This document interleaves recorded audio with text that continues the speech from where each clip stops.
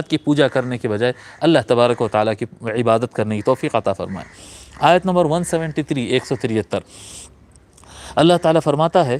انما حرم علیکم المیتۃ والدم ولحم الخنزیر وما اہل بہ لغیر اللہ فمن اضطر غیر باغ ولا عاد فلا اثم علیہ ان اللہ غفور الرحیم۔ اللہ تعالیٰ فرماتا ہے انما حرم علیکم المیتۃ، جو کچھ تم پر حرام کیا گیا ہے وہ تو مردار ہے، اور آگے دو تین چیز اور اللہ تعالیٰ بیان فرما رہا ہے۔ یعنی اللہ یہاں پر کیا بتا، جو کچھ تم پر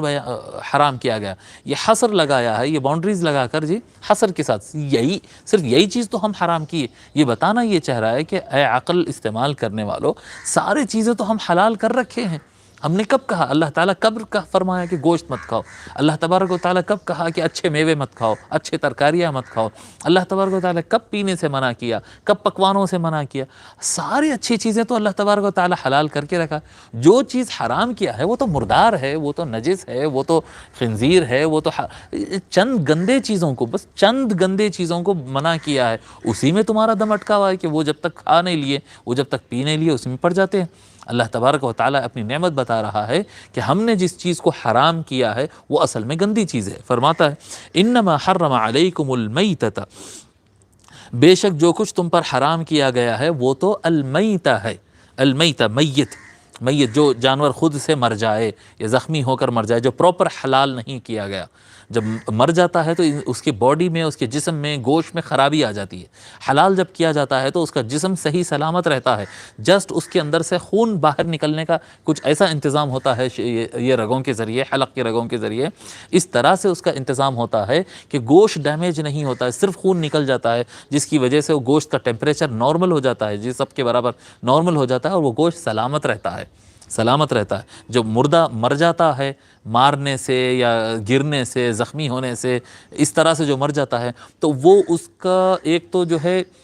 یا اس کو نارمل موت آتی ہے اس کا جسم خراب ہونے کی وجہ سے، نمبر ایک، یا پھر اس کو مار لگ کر، زخمی ہو کر، ٹکر ہو کر، یا زہر کھا کر، یا کوئی اس طرح سے بیماری کی وجہ سے وہ مر جاتا ہے، وہ مر جاتا ہے، اور وہ مرنے کی وجہ سے وہ پراپر خون اس سے جو نکلنا ہے، خون جو اس کے جسم سے نکلنا ہے، وہ برابر طریقے سے، وہ پراپر طریقے سے وہ خون نکلتا نہیں، اندر ہی رہ جاتا ہے۔ جب یہ بہنے والا خون گوشت کے ساتھ اندر ہی رہ جاتا ہے تو پھر وہ گوشت جو ہے خراب ہو جاتا ہے۔ اس وجہ سے جھٹکے کا گوشت نہیں کھانا، جھٹکے کا جو گوشت ہوتا ہے نا، ایک ساتھ گردن مار دیتے ہیں، جب چاروں رگ ایک ساتھ کٹ جاتے ہیں تو پھر خون نکلتا نہیں، بس باڈی وہیں گر جاتی ہے اور ختم ہو جاتا ہے۔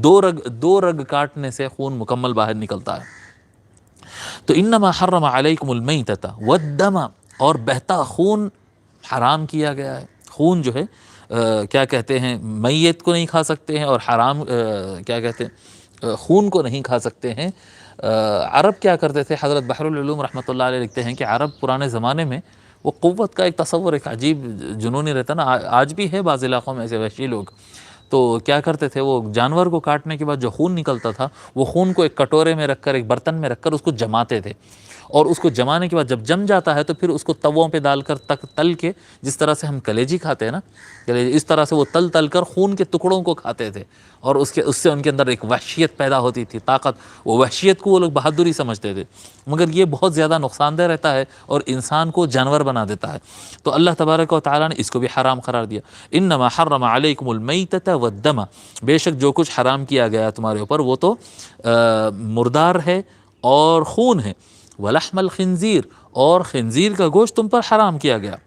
جی خنزیر کا گوشت، حضرت بحر العلوم رحمۃ اللہ علیہ بڑا سیدھا سمپل طریقے سے بیان کر دیتے، اور 100% حقیقت ہے۔ وہ فرماتے ہیں جس کا گوشت کھایا جاتا ہے اس کے صفات کھانے والے میں آتے ہیں۔ جس چیز کا گوشت کھاتے ہیں نا، جو چیز ہم کھاتے ہیں، وہ اس کے صفات، اس کے انداز ہمارے اندر آتے ہیں۔ آپ یہ سوچئے، کھاتے وقت یہ کھائیے کہ بھئی یہ کیا چیز میں کھا رہا ہوں، یہ چیز کے صفات انسان کے اندر، اس کے مزاج اس کے اندر آتا ہے۔ جی فرماتے ہیں سور بڑا بے حیا جانور ہے، سور بڑا گندا اور بے حیا جانور ہے، جی، اور اس کے کھانے والے بڑے بے حیا انسان ہوتے۔ جو سور کھاتا ہے اس کے اندر بے حیائی، گندگی، جی جو گندگی اور بے حیائی جو رہتی ہے وہ اس کو پھر خراب نظر نہیں آتی۔ جو سور کھاتا ہے اس کے اندر وہ بڑا بے حیا ہو جاتا ہے، آٹومیٹک وہ اس کے مزاج بدل جاتا ہے۔ تو خنزیر سے بچنا چاہیے۔ اور لحم الخنزیر کہا گیا، خنزیر کا گوشت کہا گیا، حالانکہ خنزیر کے پائے، اس کا بھیجا، اس کی کلیجی، اس کا دل، اس کا گردہ سب حرام ہے، خنزیر کی ہر شے حرام ہے، ٹھیک ہے۔ کوئی کہے گا کہ نہیں خنزیر کا گوشت حرام بتائے باقی سب تو جائز ہے، نہیں، کیونکہ جو جانور کو کاٹتے ہیں تو اس میں اصل ٹارگٹ گوشت ہوتا ہے، اس لیے اس کو ہائی لائٹ کر بیان کیا گیا۔ باقی چیزیں تو ضمناً آتی ہے نا، بکرا ذبح کس چیز کے لیے کرتے ہیں؟ گوشت کے لیے بکرا حلال کرتے ہیں، باقی چیزیں تو ضمناً آ جاتی ہے، اصل اس میں گوشت ہوتا ہے، اس لیے اصل کو جب اصل چیز ہی اس کی حرام ہو گئی تو ضمناً آنے والے سارے چیزیں اس کی حرام ہو گئی۔ پھر فرماتے ہیں وما اہل بہ لغیر اللہ، اور جو کچھ کیا کہتے ہیں کاٹتے وقت اللہ کے علاوہ کسی اور کا نام لیا گیا ہو، یعنی جھٹکے سے جو جانور کاٹتے ہیں اور اپنے معبودان باطل، جس کی خدا جو بھگوانوں کی، جو خداؤں کی وہ عبادت کرتے ہیں ان کے نام پر، غیر اللہ، اللہ کے علاوہ کسی اور کے نام پر کاٹے جانے والے جانور کو اللہ تبارک و تعالی نے حرام فرمایا ہے۔ اب اس کے اندر بہت سارے لوگ اللہ کے نام سے ہٹ کر جس کا نام لیا گیا بولتے پھر غوث کے نام پہ کاٹا گیا بکرا، اور جو ہے خواجہ کے نام پہ کاٹا گیا بکرا حرام ہے۔ یہ ہمارے اہل حدیث بھائی ہے، ان لوگوں کو جو ہے مسلمانوں کو بہت جلدی گمراہ اور کافر اور مشرک بتانے میں بڑی جلدی رہتی، پتہ نہیں کیا یہ لوگ کے اندر ہوتا ہے، اللہ تعالیٰ ان کو ہدایت دے۔ کیا کہتے ہیں، جو خواجہ کے نام پہ یا جہانگیر پیراں کے نام پہ یا سرکار غوث پاک کے نام پر کسی کے نام پر بھی جب ذبح کیا جاتا ہے تو اس کا مراد یہ ہوتا ہے کہ اس کا ثواب ان کی طرف جائے۔ کاٹتے تو بسم اللہ اللہ اکبر بول کر ہی، ذبح کرتے وقت بسم اللہ اللہ اکبر کہتے ہیں۔ حضور اکرم صلی اللہ علیہ وآلہ وسلم، اچھا دوسروں کا نام نہیں لے ہی نہیں سکتے،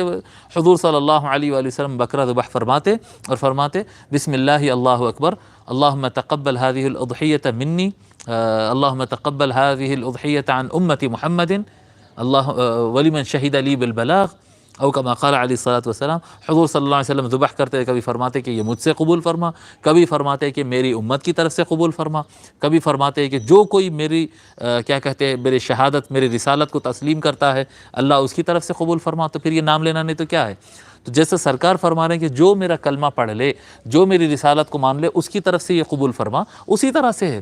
جی۔ جب کہتے ہیں ہم غوث کے نام سے یا خواجہ کے نام سے بکرا ذبح کر رہے ہیں، مطلب یہ کہتے ہیں کہ بسم اللہ اللہ اکبر، اے اللہ یہ قربانی کو قبول فرما خواجہ معین الدین چشتی کی طرف سے، شیخ عبد القادر جیلانی کی طرف سے، جی حضرت جہانگیر پیراں کی طرف سے، یہ مطلب ہے، یعنی اس کا ثواب ان کو جائے، ان کی طرف سے آپ اے اللہ تو قبول فرما۔ ذبح تو اللہ کے نام پر ہی ہوتا ہے، وما اہل بہ لغیر اللہ۔ ہاں جہاں پر اللہ کا نام نہ لیا جائے اور کوئی اور معبود جس کی عبادت کی جاتی ہے صرف اس کا نام لے کر کاٹا جائے اور جھٹکے سے کاٹا جائے، وہ گوشت بالکل حرام رہے گا۔ پھر فرماتا ہے اللہ تبارک و تعالیٰ فمن اضطر، اچھا یہ کیا کہتے ہیں جو دم ہے نا، جو خون، انما حرم علیکم المیتۃ والدم ولحم الخنزیر وما اہل بہ لغیر اللہ، اس میں دم جو آیا ہے، خون کا کھانا حرام ہے جب کہتے ہیں تو بہت سارے لوگ یہ سمجھتے ہیں کہ کلیجی کھانا بھی حرام ہے۔ یہ کئی لوگ میرے سے سوال کرے بھی کلیجی بھی تو خون سے بنتی ہے نا؟ نہیں، حضور اکرم صلی اللہ علیہ وآلہ وسلم کا فرمان ہے احلت لنا میتتان ودمان، حضور صلی اللہ علیہ وسلم فرماتے ہیں دو مردہ چیز ہمارے لیے حلال ہے اور دو قسم کا خون ہمارے لیے حلال ہے۔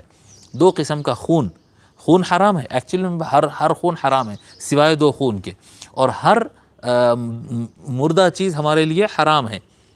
ہر مردہ چیز ہمارے لیے حرام ہے سوائے دو مردوں کے۔ فرماتے ہیں میتتان، پہلے دو مردہ چیز کیا ہے؟ وہ السمک والجراد، مچھلی ہے جو اس کو ذبح نہیں کیا جاتا، باہر کھینچ کے اس کو نکالتے ہیں اور وہ باہر نکلتے ہی مر جاتی ہے لیکن وہ حلال ہوتی ہے۔ والجراد، اور ٹڈا جو ہوتا نا، ٹڈا عرب میں جو ہے اکثر جو ہے یہ آپ کو دیکھیں گے، آج تو انٹرنیٹ کے دور ہے آپ آسانی سے دے سکتے ہیں، وہ ایک ٹڈے کو لے کر، بڑے سائز کے ٹڈے ہوتے ہیں، اس کے ہاتھ پاؤں وغیرہ نکال کر صاف کر کے اس کو بھن کر گوشت کی طرح، بوٹیوں کی طرح کھاتے ہیں، تو وہ جائز ہوتا ہے، نقصان دہ نہیں۔ اب کسی کو پسند نہیں آتا ہے تو ایک الگ بات ہے، لیکن حلال تو ہے وہ۔ تو دو مردہ چیزیں ہیں، ایک ٹڈی ہے اور مچھلی ہے، یہ دو مردہ چیزیں حلال ہے۔ اور اسی طرح سے ودمان، اور دو طرح کے خون ہمارے لیے حلال ہے، فرماتے ہیں والکبد والطحال، فرماتے آقا صلی اللہ علیہ وسلم لیور، جی جو کیا کہتے ہیں کلیجی جو ہوتی ہے وہ حلال ہے، اسی کے ساتھ والطحال، اور تلی جو کلیجی کے ساتھ تھوڑا سا ڈارک بلیک کی طرف مائل جو تلی ہوتی ہے، ڈارک گرے ہوتی ہے، وہ بھی حلال ہے۔ تو الکبد والطحال یہ دونوں چیزیں جو ہے اللہ کے رسول صلی اللہ علیہ وآلہ وسلم فرماتے ہیں کہ یہ دونوں اگرچہ کہ یہ دونوں بنتے ہیں خون ہی سے لیکن یہ حلال ہے۔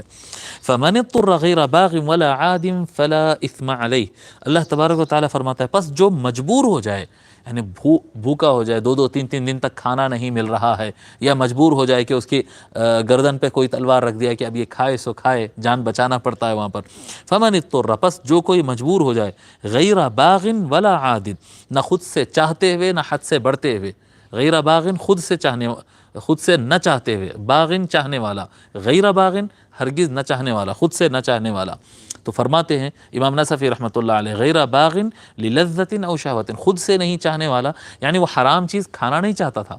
وہ حرام چیز مزے کے لیے نہیں کھا رہا ہے، شوق کے لیے، فیشن کے لیے نہیں کھا رہا ہے، ولا عادن، وہ مجبوری میں کھا رہا ہے کہ اس کی جان چلے جائے گی اگر وہ نہیں کھائے گا، تو اپنی جان بچانے کے لیے اگر کوئی خنزیر کا گوشت کھاتا ہے یا خون کھاتا ہے یا مردار کو بھی اگر کھاتا ہے تو اس صورت پہ اس کے لیے وہ حلال ہو جاتا ہے۔ لیکن کتنا حلال ہوتا ہے؟ ولا عادن، ضرورت سے زیادہ حلال نہیں ہوتا کہ آپ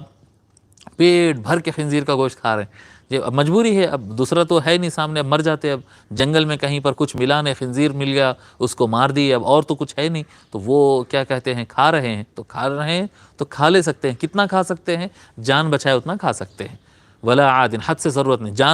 جان جانے کا جہاں امکان ختم ہوگا کہ تھوڑا پیٹ میں چلے گیا، اب ہم اسٹیبل ہو گئے، اب آگے نہیں کھانا، صرف جان بچائے اتنا ہی کھانا چاہیے۔ فلا اثم علیہ، پس اگر کوئی اپنا شوق سے نہ کھائے، مجبوری میں کھائے اور جتنی ضرورت ہے اتنا ہی کھائے اپنی جان بچانے کے لیے اور اس سے آگے نہ بڑھے، فلا اثم علیہ، تو یہ حرام چیزیں ایسا آدمی کھانے کے باوجود اس پر کسی قسم کا کوئی گناہ نہیں ہوگا، وہ کھا لے سکتا ہے۔ ان اللہ غفور الرحیم، بے شک اللہ تبارک و تعالی خوب بخشنے والا بھی ہے، رحم فرمانے والا بھی۔ امام نصفی رحمۃ اللہ علیہ فرماتے ان اللہ غفور للذنوب الکبائر فانا یؤاخذ بتناول المیتۃ عند الاضطرار، فرماتے ہیں بے شک اللہ تبارک و تعالی بخشنے والا ہے، اللہ تبارک و تعالی بخشنے والا ہے، یعنی بڑے بڑے گناہوں کو اللہ تبارک و تعالی بخش دیتا ہے، معاف کر دیتا ہے، چھوڑ دیتا ہے۔ تو کس طرح سے ایک مجبور پریشان اگر کسی مجبوری میں آ کر کوئی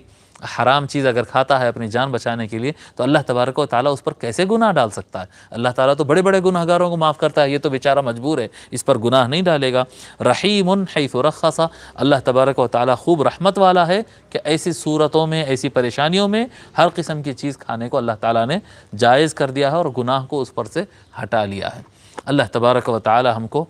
حلال روزی کھانے اور لقمہ حلال کھانے کی توفیق عطا فرمائے، اور اللہ تبارک و تعالی کا صحیح ڈھنگ سے شکر ادا کرنے اور اللہ تعالیٰ کی عبادت کرنے کی توفیق عطا فرمائے۔